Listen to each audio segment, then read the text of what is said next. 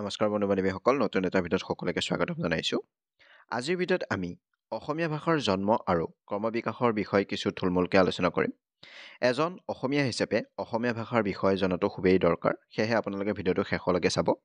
আৰু যদি ভিডিঅ'টো ভাল লাগে লাইক কৰিব, শ্বেয়াৰ কৰিব আৰু চেনেলটো ছাবস্ক্ৰাইব কৰিব নাপাহৰিব। আহকচোন এতিয়া ভিডিঅ'টো আৰম্ভ কৰোঁ। অসমৰ ভাষা অসমীয়া। এই অসমীয়া ভাষা এটা সুপ্ৰাচীন ভাষা। ই আৰ্য গোষ্ঠীৰ ভাষা। আৰ্যসকল অসমলৈ অহাৰ আগতে ই অনাৰ্য গোষ্ঠীৰ বাসস্থান আছিল। প্ৰাচীন ভাৰতীয় আৰ্য ভাষা বিশেষ ক্ৰম পৰিৱৰ্তনৰ মাজেদি আহি খ্ৰীষ্টীয় দশম একাদশ শতিকামানত অসমীয়া ৰূপ ল'বলৈ আৰম্ভ কৰে। আগতে উল্লেখ কৰা হৈছে যে অসমত অনাৰ্য গোষ্ঠীয়ে বসবাস কৰিছিল আৰ্যসকল অহাৰ আগেয়ে।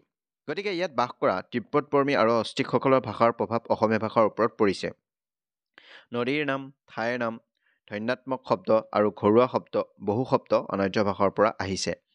আদিম ভাষাৰ সংস্পৰ্শত আৰ্য ভাষাই কৈলন্য হেৰুৱাই ই দ্ৰুতগতিত পৰিৱৰ্তিত হ'বলৈ ধৰিলে। প্ৰাচীন কামৰূপৰ ৰজাসকল দানৱ বা অসুৰ বুলি পৰিচিত হ'লেও তেওঁলোকে আৰ্য ভাষাৰ প্ৰসাৰত বিশেষ গুৰুত্ব দিয়ে। কালিকা পুৰাণৰ মতে নৰকাসুৰে প্ৰথমতে কিৰাতসকলক পূৰ্বে দিক্কৰ বাহিনী আৰু দক্ষিণে সাগৰৰ ফালে খেদি কামৰূপত ব্ৰাহ্মণ আৰু উচ্চবৰ্ণৰ লোকসকলক প্ৰতিষ্ঠা কৰি ব্ৰাহ্মণ্য ধৰ্মৰ প্ৰসাৰ ঘটায়। ব্ৰাহ্মণ্য ধৰ্মৰ বিস্তাৰ হোৱাৰ লগে লগে আৰ্য ভাষা অসমৰ প্ৰধান ভাষা হিচাপে চলিবলৈ ধৰিলে। ভাৰতীয় আৰ্য ভাষাগোষ্ঠীক তিনিটা স্তৰত ভাগ কৰা হয়। সেইকেইটা হৈছে প্ৰাচীন ভাৰতীয় আৰ্য ভাষা, মধ্য ভাৰতীয় আৰ্য ভাষা, নৱভাৰতীয় আৰ্য ভাষা।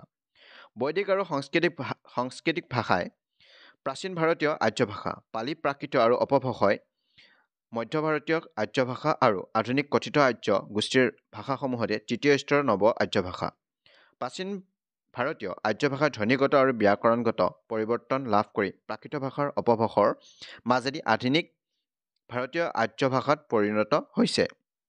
এই স্তৰবোৰ এনেদৰে বিশ্লেষণ কৰি দেখুৱাব পাৰি। বৈদিক সংস্কৃত ভাষাৰ স্তৰ। বৈদিক ভাষা আৰু সংস্কৃত ভাষাই হ'ল প্ৰথম স্তৰৰ ভাষা। বৈদিক ভাষাক কথিত ভাষাৰ সমন্বয়ত পৰিমাৰ্জিত ৰূপদান কৰিলে সংস্কৃত ভাষাই। সংস্কৃত ভাষা অভিজাত আৰ্যসকলৰ সাহিত্য সংস্কৃতিৰ মাধ্যমৰূপে প্ৰসিদ্ধি লাভ কৰি সৰ্বভাৰতীয় সাহিত্যৰ মাধ্যমৰূপে প্ৰতিষ্ঠিত হয়। প্ৰাকৃত ভাষা। বৈদিক যুগৰ প্ৰচলিত কথিত আৰ্য ভাষাক্ৰমে পৰিৱৰ্তিত আৰু সৰল হৈ প্ৰাকৃত ভাষা ৰূপে পৰিগণিত হয়। প্ৰাকৃতৰ স্তৰ তিনিটা, সেইকেইটা হৈছে আদি প্ৰাকৃত, মধ্য প্ৰাকৃত আৰু অন্তঃপ্ৰাকৃত। অশোকৰ শিলালিপি, পালি ভাষাত লিখা ত্ৰিপিটক আদি বৌদ্ধ শাস্ত্ৰত আদি প্ৰাকৃতৰ নিদৰ্শন পোৱা যায়। সংস্কৃত নাটত ব্যৱহৃত হোৱা প্ৰাকৃত হালৰ গাথা, সপ্তশ্ৰুতি, ব্ৰাকপতিৰাজৰ গৌৰবহু, প্ৰবৰসেনৰ সেতুবন্ধন আৰু জৈন ধৰ্মৰ গ্ৰন্থত মধ্য প্ৰাকৃতৰ নিদৰ্শন পোৱা যায়। অন্তঃপ্ৰাকৃত বুলিয়ে অপভ্ৰংশক বুজায়। অন্তঃপ্ৰাকৃতৰ সাহিত্যৰ নিদৰ্শন হ'ল বজ্ৰাজালক, সন্দেশৰাসক, সহজীয়া বৌদ্ধ সিদ্ধাচাৰ্যসকলৰ দোহাবোৰৰ ভাষাও অৰ্বাচীন অপভ্ৰংশ বুলিও ধৰা হয়। বিদ্যাপতিৰ কীৰ্তিলতা আৰু কীৰ্তিপতাকাৰ অপভ্ৰংশৰ অন্য এক প্ৰকাৰৰ নমুনা পোৱা যায়। প্ৰাকৃত ভাষাৰ চাৰিটা আঞ্চলিক ৰূপ পোৱা যায়। সেইবোৰ হ'ল পূৰ্বাঞ্চলৰ মাগধী, মধ্যদেশৰ সৌৰসেনী, দক্ষিণ পশ্চিমাঞ্চলৰ মহাৰাষ্ট্ৰী, উত্তৰ পশ্চিমাঞ্চলৰ পৈশাচী। মাগধী প্ৰাকৃতৰ পৰা উদ্ভৱ হয় পাৰ্চী অপভ্ৰংশ।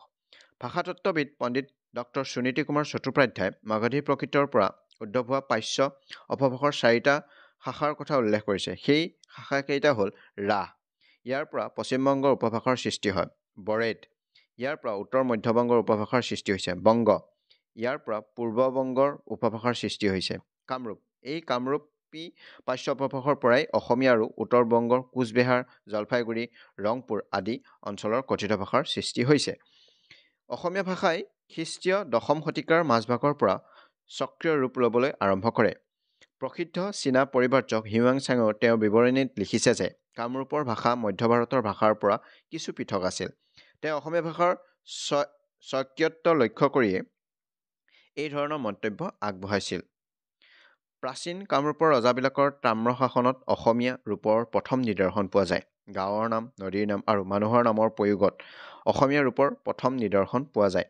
শাসনাৱলীৰ ভাষা সংস্কৃত হ'লেও সেই সময়ত চলা প্ৰাকৃতৰ নমুনা আৰু স্থান বিশেষে অসমীয়ালৈ ৰূপান্তৰিত হ'ব ধৰাৰ লক্ষণ তাত পৰিলক্ষিত হয়। ডক্টৰ বেণী মাধৱ বৰুৱাই এই প্ৰসংগত কোৱা এষাৰ কথা প্ৰণিধানযোগ্য।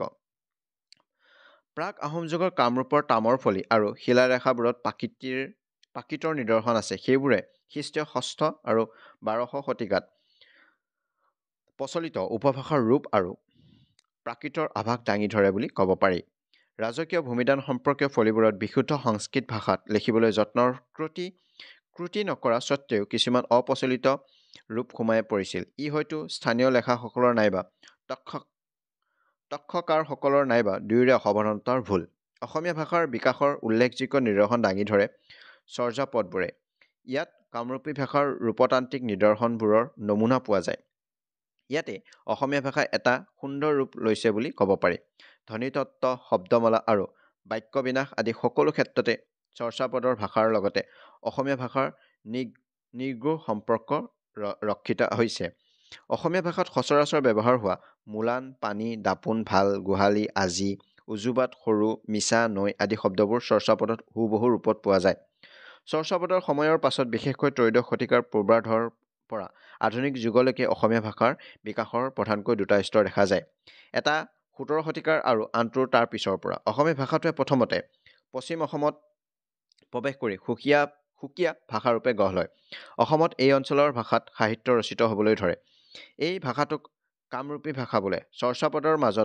চৰ্যাপদৰ পাছত কামৰূপী ভাষাৰ নিদৰ্শন পোৱা যায়। প্ৰাচীন অসমীয়া সাহিত্যত এই ক্ষেত্ৰত প্ৰথমে উল্লেখনীয় হ'ল মাধৱ কন্দলীৰ ৰামায়ণৰ ভাষা। ইয়াৰ লগত শ্ৰীকৃষ্ণৰ কীৰ্তনৰ ভাষাৰ লগত থকা সম্পৰ্কই অসমীয়া ভাষাৰ পূৰ্ব ভাৰতৰ ভাষাৰ লগত থকা সম্পৰ্কৰ কথা দৃঢ়তাৰে ঘোষণা কৰে। সেইবাবে অনুমান হয় কামৰূপী ভাষাটো গোটেই ৰাজ্যজুৰি কথিত আৰ্য ভাষা আছিল। তেতিয়া গোটেই অসমীয়া উপত্যকা আৰু উত্তৰ বংগৰ উপৰি বিহাৰৰ পূৰ্ণিয়া জিলাও এই ৰাজ্যৰ অন্তৰ্ভুক্ত আছিল। ১৭ শতিকালৈকে কথিত আৰু লিখিত সাহিত্যত স্থান অধিকাৰ কৰা কামৰূপী ভাষাৰ পৰিসৰ ক্ৰমেই উপভাষালৈ পৰিৱৰ্তিত হ'ল। বৰ্তমান কালত কামৰূপ জিলাৰ উপভাষাৰ কথিত ভাষাটোৱেই কামৰূপী উপভাষা।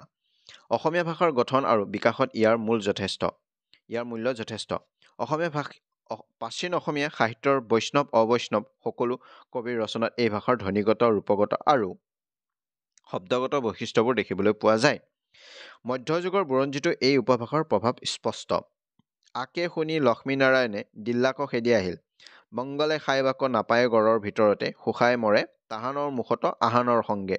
তেৱে গুৱাহাটীত ধৰিলে যায় আৰু অজ্ঞানতা মৰিছাছ। অসমৰ সামূহিক কাৰ্য চলোৱাৰ বাহন ৰূপে এই ভাষা প্ৰাচীন কালৰ পৰা চলি আহিছে। ১৭ শতিকাত কোচ ৰাজত্ব ধ্বংস হোৱাৰ পাছত সাহিত্য চৰ্চাৰ কেন্দ্ৰ নামনি অসমৰ পৰা আহোম ৰাজধানীলৈ স্থানান্তৰিত হয়। তেতিয়াৰ পৰা আহোম ৰজাসকলে পৃষ্ঠপোষকতাত জীপ লোৱা উজনি অসমৰ উপভাষাটোৱে ইংৰাজ আমোলত মিছনাৰীৰ সহায় লাভ কৰি সাহিত্যিক মৰ্যাদা পায়। বৰ্তমান গুৱাহাটী কেন্দ্ৰিত অসমীয়া সাহিত্য সংস্কৃতিত এই ভাষাটোৰ কিছু পৰিৱৰ্তন সাধিত হৈছে। শিৱসাগৰ অঞ্চলৰ উপভাষাটোৰ ওপৰত আকৃতিগতভাৱে ভিত্তি কৰিলেও ভাষাটো গুৱাহাটী আৰু ওচৰ-পাজৰৰ উপভাষাৰ দ্বাৰাও প্ৰভাৱিত হৈছে। সাম্প্ৰতিক অসমীয়া ভাষা পৰ্বত ভৈয়াম সকলো জনগোষ্ঠীৰ উমৈহতীয়া সম্পদ আৰু প্ৰকাশৰ বাহন। ইয়াৰ ভৱিষ্যত নিৰ্ভৰ কৰিব আন জাতিসত্তা আৰু উপভাষাবোৰক সামৰি ল'বলৈ কৰা ইয়াৰ প্ৰয়াসৰ ওপৰত। এইটো কথাও মনত ৰাখিব লাগিব যে ৰাষ্ট্ৰীয় অখণ্ডতা অসমীয়া ভাষাৰ অখণ্ডতা ৰক্ষাৰ যোগেদিহে সম্ভৱপৰ হ'ব। উপভাষা কি?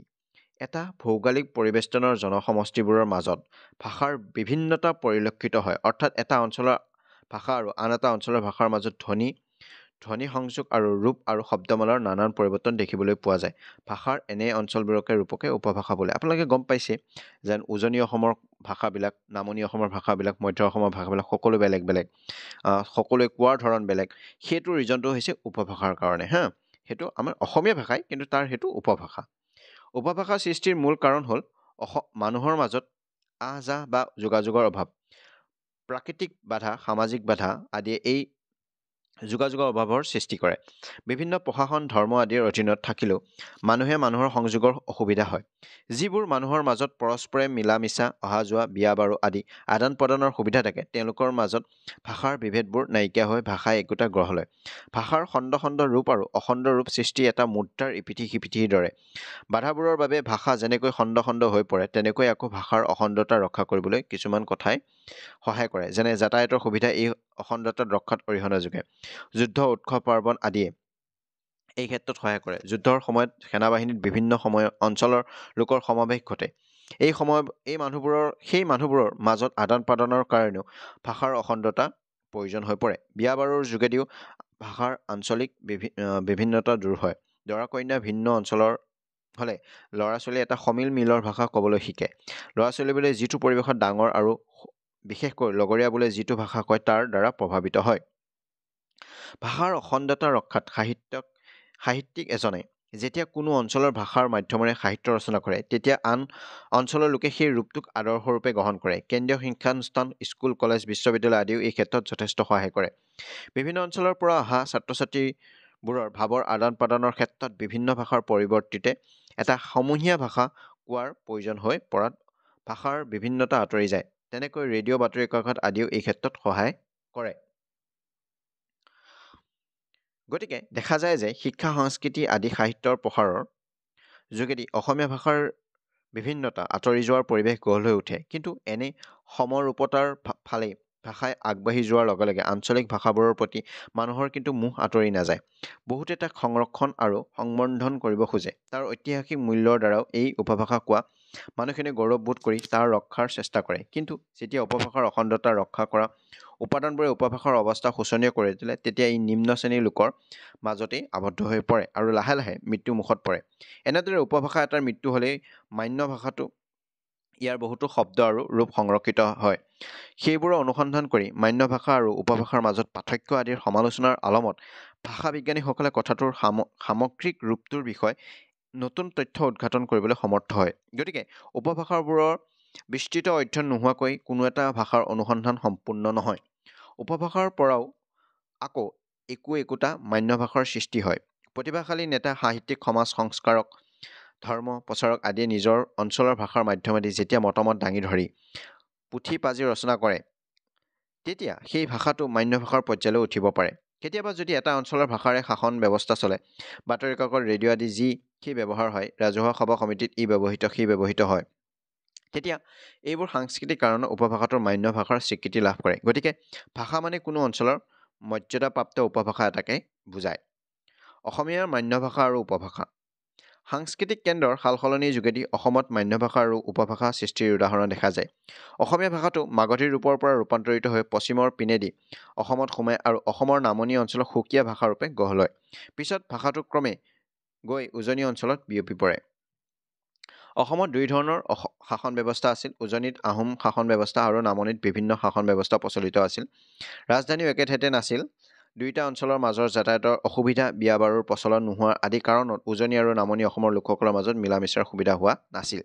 সেইকাৰণে নামনি অঞ্চলৰ ভাষাটোৱে এটা সুকীয়া ঠাঁচ ল'বলৈ সুবিধা পালে। গতিকে অসমীয়া ভাষাটোৱে দুটা আঞ্চলিক ৰূপ পালে। এটা পূৰ্ব অঞ্চলৰ বা উজনিৰ উপভাষা, আনটো পশ্চিম অঞ্চলৰ বা নামনিৰ উপভাষা। পশ্চিম অঞ্চলৰ উপভাষাক আৰু দুটা ভাগত ভগাব পাৰি। এটা কামৰূপীয়া উপভাষা আৰু আনটো হ'ল গোৱালপৰীয়া উপভাষা। ১৭ শতিকাৰ আগৰ কালছোৱাত অসমৰ নামনি অঞ্চলত সাহিত্য সংস্কৃতিৰ কেন্দ্ৰস্থলীবোৰ গঢ় লৈ উঠিছিল। কমতাপুৰ, জয়ন্তপুৰ আৰু কোচবেহাৰৰ ৰজাসকলৰ পৃষ্ঠপোষকতাত প্ৰাচীন অসমীয়া সাহিত্য এই অঞ্চলত সৃষ্টি হৈছিল। প্ৰথম অসমীয়া কবি হেম সৰস্বতী, মাধৱ কন্দলী, মনসা কবি মনকৰ, দুৰ্গাবৰ, সুকবি নাৰায়ণদেৱ, শংকৰদেৱ, মাধৱদেৱ, ভক্তদেৱ আদিৰ ৰচনাত নামনি অসমৰ বিশেষকৈ কামৰূপ জিলাৰ ভাষাৰ চানেকি পোৱা যায়। কিন্তু সাংস্কৃতিক প্ৰাধান্য পোৱা এই ভাষাটোৱে আকৌ উপভাষাত পৰিণত হৈছে। আনহাতে শিৱসাগৰ অঞ্চলত কোৱা উপভাষাটোৱে মান্য ৰূপ পালে আহোম ৰজাসকলৰ ৰাজধানী উজনি অসমত হোৱা হেতুকে। নামনি অসমত কোচ ৰাজ্য ধ্বংস হৈ যোৱাত আহোম ৰজাসকলৰ তত্বাৱধানত শিৱসাগৰ জিলা আঞ্চলিক সাংস্কৃতিক কেন্দ্ৰত পৰিণত হয়। আহোমসকলৰ পাছত খ্ৰীষ্টিয়ান মিছনাৰীসকলে তাতেই কেন্দ্ৰস্থল গঢ়ি তোলে। তেওঁলোকে সেই ভাষাৰ উপভাষা শিকি সেই ভাষাতে কিতাপ পত্ৰ লিখিবলৈ ধৰে। এনেকৈ সেই অঞ্চলটোৰ উপভাষাটোৰ মান্য ভাষাৰ ৰূপ গ্ৰহণ কৰিলে আৰু অসমৰ সমৃদ্ধিশালী নামনি অসমৰ কামৰূপী ভাষা উপভাষালৈ ৰূপান্তৰিত হ'ল। কোনো এখন দেশত কোনো ভাষিক সম্প্ৰদায় বসতি কৰাৰ বেছিদিন নহ'লে সেই ভাষিক সম্প্ৰদায়ৰ মাজত ভাষাৰ স্থানীয় বা আঞ্চলিক পাৰ্থক্য বৰ বেছি নহয়। কিন্তু শ শ বছৰ ধৰি কোনো সম্প্ৰদায় বাস কৰি থকা ঠাইত ভাষাৰ স্থানীয় পাৰ্থক্যবোৰ বেছি হয়। অসমীয়া ভাষাৰ কামৰূপী উপভাষাৰ এনে স্থানীয় ৰূপ বহুকেইটা আছে। সেইবোৰৰ ভিতৰত উল্লেখযোগ্য হ'ল বৰপেটা অঞ্চলৰ ভাষা, নলবাৰী অঞ্চলৰ ভাষা আৰু ব্ৰহ্মপুত্ৰৰ দক্ষিণ পাৰৰ ছয়গাঁও আৰু বকো অঞ্চলৰ ভাষা। এনেদৰে কামৰূপী উপভাষাসমূহ স্থানীয় ভাষাৰ সহযোগত এটা শক্তিশালী ভাষাৰূপে পৰিগণিত হৈছে। আজিলৈ ইমানেই আছিলে অসমীয়া ভাষাৰ ওপৰত। আপোনালোকে বহুতখিনি কথা জানিলে আৰু মোক এটা আপোনালোকে কমেণ্টত জনাব যেন অসমীয়া ভাষাটো কোন চনৰ কোন তাৰিখে ধ্ৰুপদী ভাষা হিচাপে স্বীকৃতি পাইছিলে মোক কমেণ্টত জনাব আৰু যিসকলে এতিয়ালৈকে নাজানে অলৰেডি মোৰ ভিডিঅ' বনোৱা হৈছিলে তাত আপোনালোকে ধুনীয়াকৈ ধ্ৰুপদী ভাষা কি আৰু আমাৰ কেইটা ধ্ৰুপদী ভাষা আছে আৰু অসমীয়া ভাষাতে কোন তাৰিখে কোন চনত স্বীকৃতি পাইছিলে গোটেইখিনি ডিটেইলছত আছে আৰু যদি ভিডিঅ'টো ভাল লাগিলে লাইক কৰিব শ্বেয়াৰ কৰিব আৰু চেনেলটো ছাবস্ক্ৰাইব কৰিব নাপাহৰিব ধন্যবাদ